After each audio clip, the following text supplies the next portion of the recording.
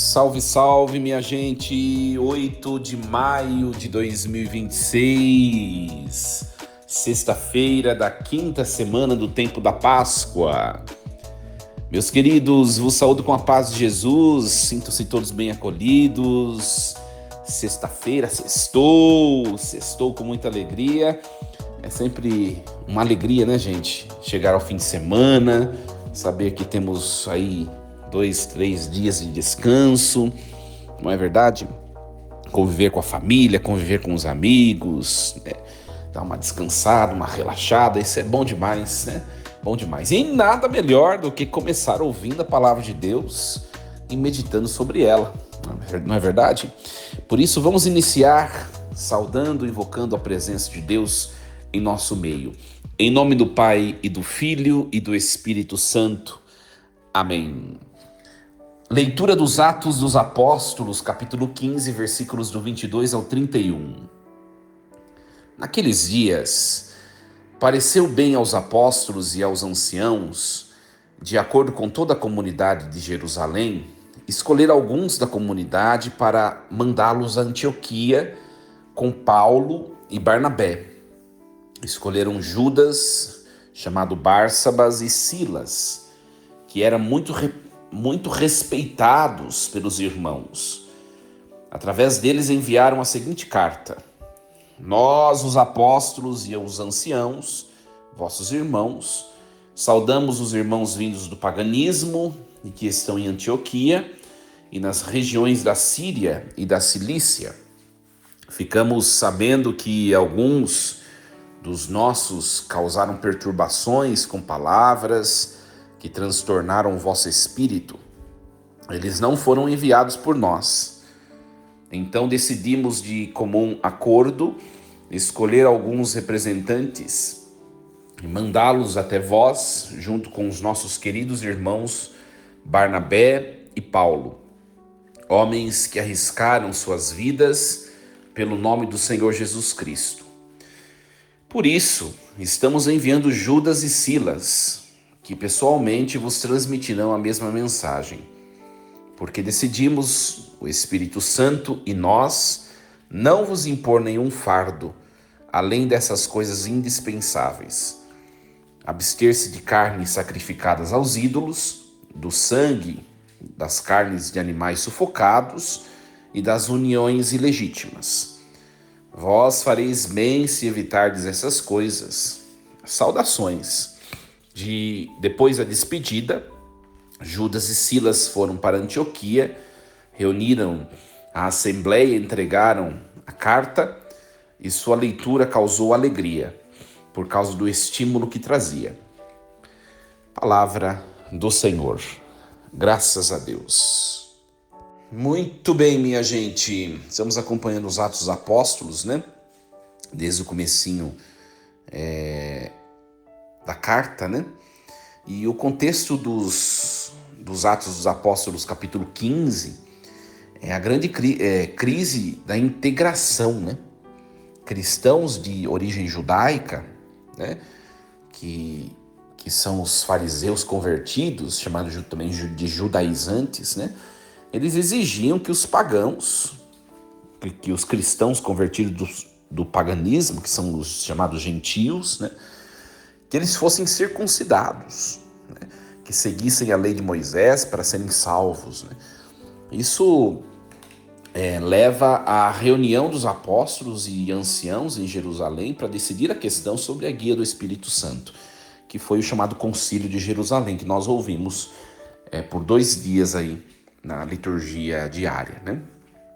E a perícope de hoje, capítulo 15, versículos do 22 ao 31, esse trecho representa o desfecho do concílio, tá? Então, após os discursos de São Pedro e São Tiago, a igreja ela chega a uma decisão unânime, tá? Então, o texto foca na redação e no envio da carta oficial que comunica as diretrizes para as comunidades de Antioquia, da Síria, da Cilícia, e assim garantindo a paz, né? Garantindo a unidade entre os convertidos, sejam judeus ou sejam pagãos, né? Então, O texto começa assim, versículo 22. Então pareceu bem aos apóstolos e aos anciãos, com toda a igreja, escolher alguns homens entre eles e enviá-los a Antioquia com Paulo e Barnabé. Então, pareceu bem, né? Essa expressão indica, gente, uma decisão tomada de maneira colegial, né? Uma decisão tomada colegialmente. E depois nós vamos perceber ao longo dos séculos, né? É muito bonito que alguns traços aqui dessa igreja, que é a igreja primitiva, são traços da igreja católica até hoje, né? Pareceu bem, ou seja, uma decisão tomada colegialmente, não arbitrariamente, né? Então, a igreja, ela não envia apenas um documento, mas testemunhas vivas, entendeu? A igreja de Jerusalém envia Judas e Silas, né? São testemunhas vivas. Eles levam a carta, mas eles são testemunhas. É interessante. Isso como que autentica a mensagem, né, que Paulo e Barnabé e a comunidade lá vão receber. Tá? Então, aqui o tratamento de irmãos para os pagãos sela a igualdade espiritual. Por isso que ele fala, né, quero os apóstolos e os anciãos, vossos irmãos, saúdam os irmãos de origem pagã. Olha só, ouvindos do paganismo. Então aqui já um trato na própria carta, um trato igual para todos. Todos são irmãos. Interessante. Na nossa vida, na vida cristã, gente, a autoridade e as decisões não devem ser frutos de autoritarismo isolado, né? Mas de um discernimento comunitário, fraterno, né? Valorizar o contato pessoal, né? Valorizar o contato entre as pessoas, que vai para além do documento escrito. Isso é importante. Isso numa prática pastoral, né? Você que é de igreja, a importância de nós de nós convivermos uns com os outros, né? Nós estamos na era da internet.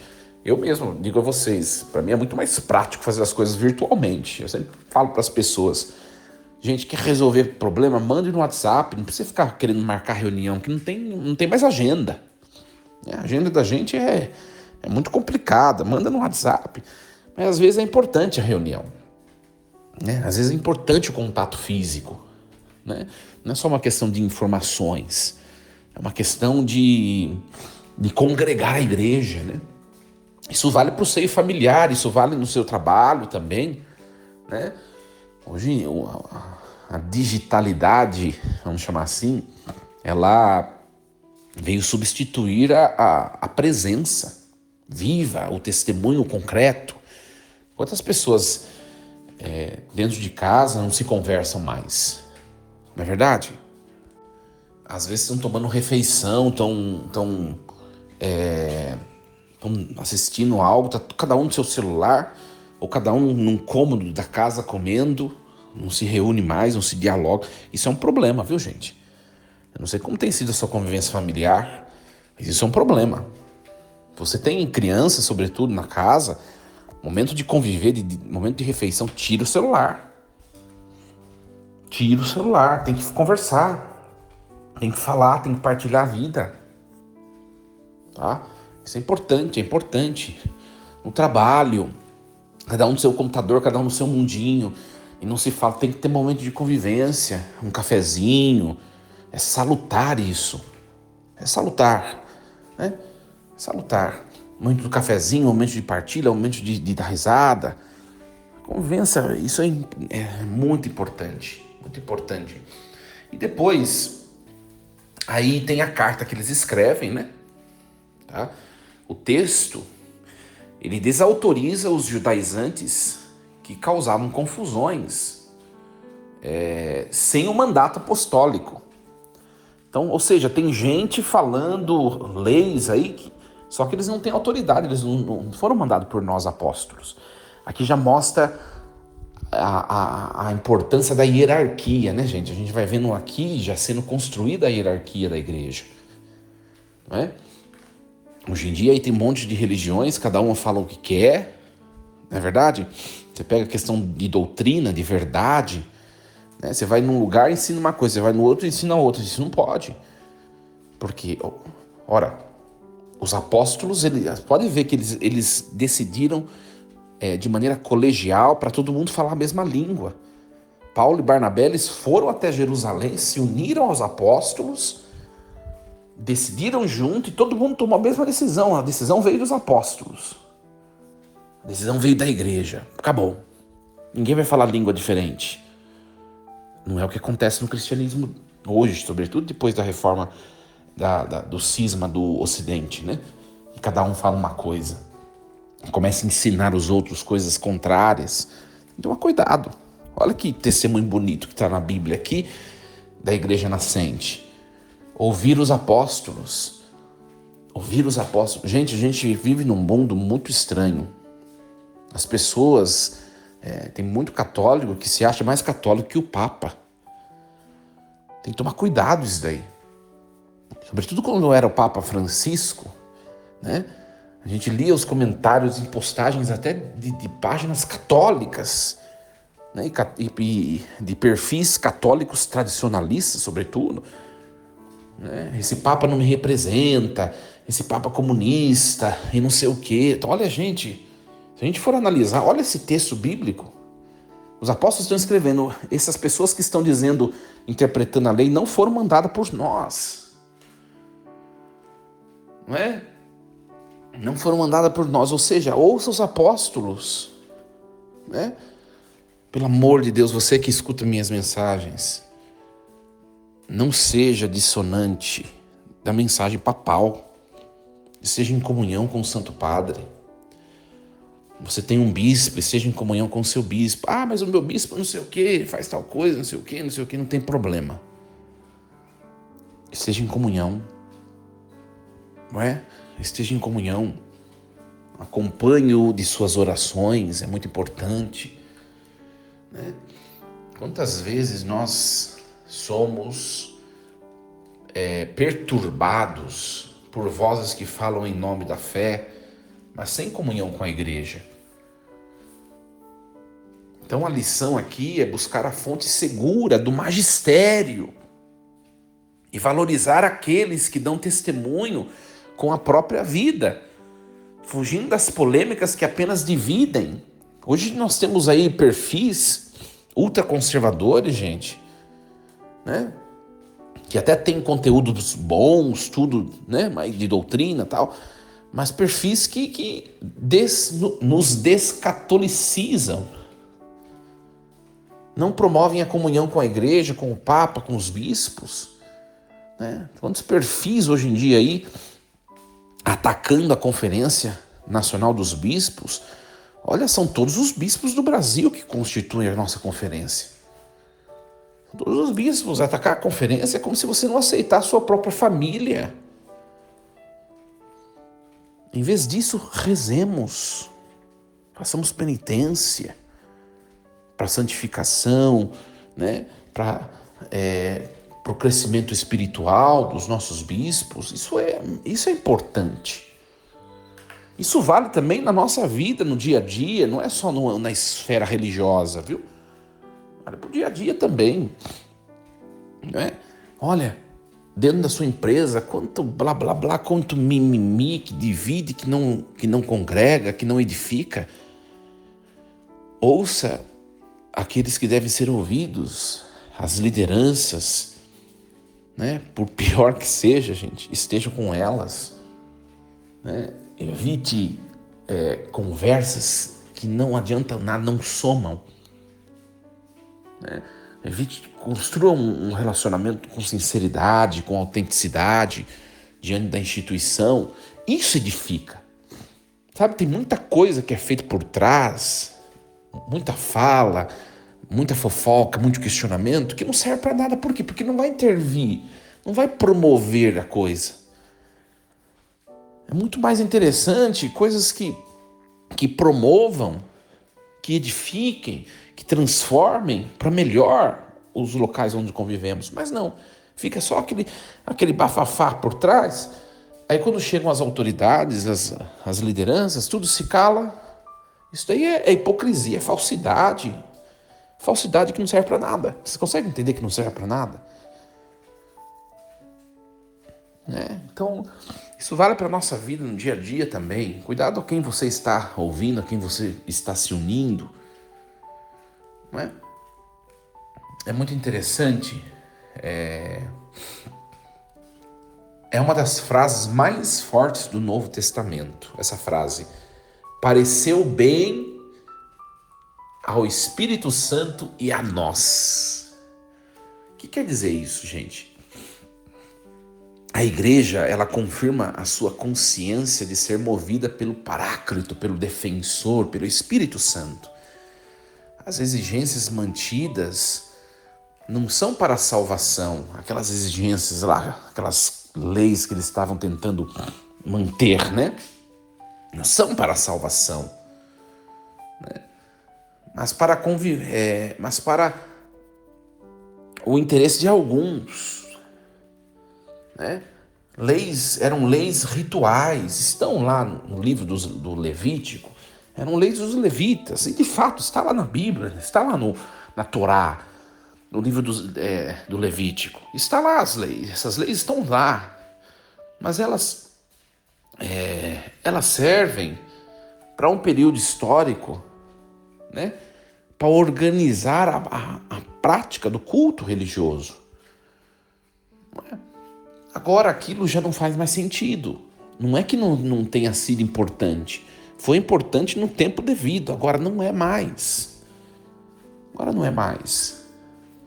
Então, essa expressão, o Espírito Santo em nós, né, mostra que o Espírito Santo que guia a igreja na distinção entre o que é essencial e o que é secundário, né? Então, para nós, gente, fica o convite ao sacrifício por amor à unidade.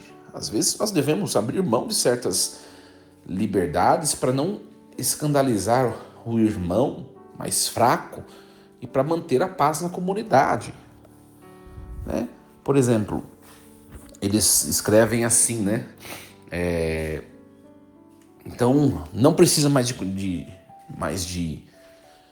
não precisa mais de circuncisão. A gente pede que vocês só observem a abstinência de carnes sacrificadas aos ídolos, do sangue, carnes de animais sufocados e de uniões ilegítimas ou ilícitas. Só isso que a gente pede que vocês deixem. Por quê? Para que evite confusão dentro da comunidade. Entendeu? Porque tem pessoas que, se tiverem de comer aquilo, vai ser a morte para ela e vai causar desconforto. Então, todo mundo, vamos evitar quando estiverem reunidos para a Santa Ceia, lembrando que naquele tempo a ceia era celebrada como que refeição mesmo. A Eucaristia começou assim, tá, gente? Era tudo junto, misturado. Né? E imagine celebrar um culto espiritual e ter de comer alimentos forçados, alimentos que, por causa dos meus valores antigos, não me faz bem. Então tira isso aí. Vocês que vieram do paganismo, vocês cristãos que vieram do paganismo, né, se abstenham disso. Façam um sacrifício. Às vezes é preciso, gente. Tem coisa que pra gente às vezes não faz diferença, mas às vezes a gente se submete, né, para respeitar uma outra pessoa, né? Isso é maturidade. Não é fácil isso. Estou dizendo para vocês a partir de mim. Eu sou uma pessoa totalmente despojada sabe, eu procuro não viver uma vida com mimimi, com melindre, sabe? Só que tem gente que é melindroso. Então a gente tem que tomar cuidado. Tenho aprendido muito nesses tempos isso. Tem que tomar cuidado, né? E aí, no finalzinho da carta, né, depois de se despedirem, eles desceram para Antioquia e entregaram a carta, né? E leram para todos, né? Silas e Judas, né? Depois de lerem para todos, todos ficaram alegres. A verdadeira doutrina cristã, ela não oprime, mas ela liberta, ela consola, né? Então, se a nossa vivência religiosa nos traz apenas peso e tristeza, nós precisamos retornar à essência do Evangelho, onde a verdade de Cristo ela é confirmada pela igreja, ela deve trazer alegria. Olha lá só, a leitura da carta dos apóstolos na comunidade de Antioquia, lá causou alegria, né? Causou alegria. Então, que nós reflitamos um pouco a nossa prática religiosa, como tem sido nossa reação diante da verdade, diante da doutrina, diante do magistério papal que nós temos hoje, não é? E também nas nossas vidas pessoais, né? Na nossa pessoalidade. Olha só, 4 pontinhos para você levar para sua vida. Primeira coisa, a docilidade ao Espírito Santo. A docilidade ao Espírito Santo é o primeiro ponto. Aprender que a solução para os conflitos humanos, especialmente dentro da igreja, deve passar pela oração e pela escuta do Espírito. Nem tudo você vai resolver, tem coisas que tem que silenciar e rezar. Segundo ponto, o valor da unanimidade. A força da igreja primitiva ela estava no comum acordo, na colegialidade, no ouvir o outro. Então nós devemos buscar a concórdia nas nossas famílias, nossas comunidades, onde trabalhamos, evitando agir por conta própria. O valor da unanimidade. Segundo ponto. O terceiro ponto para você levar para o seu dia, a primazia da graça. A fé não é uma lista de regras, gente. Regras externas, como por exemplo a circuncisão. Mas é um relacionamento com Jesus Cristo, né?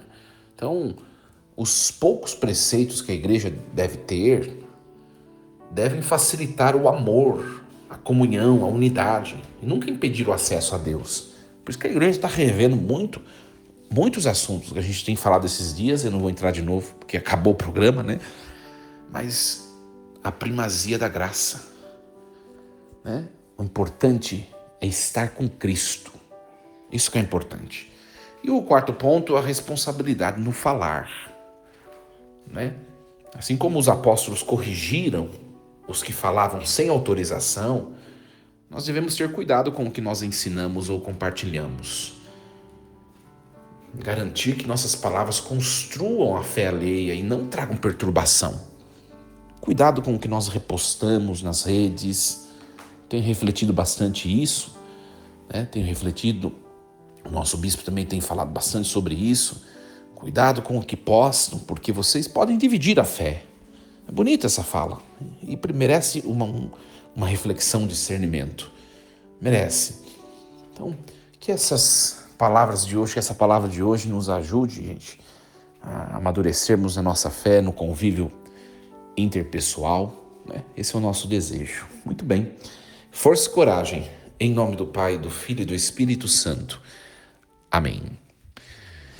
Desejo a vocês uma excelente sexta-feira. Sextou, com muitas alegrias. Não esqueçam de compartilhar, de curtir essa mensagem. Curtam esse material e de compartilhar também, tá bom? Amanhã é sábado e nós nos encontramos aqui para mais um programa Reflexão Diária. E até amanhã. Lembremos-nos sempre, Deus está no comando de tudo.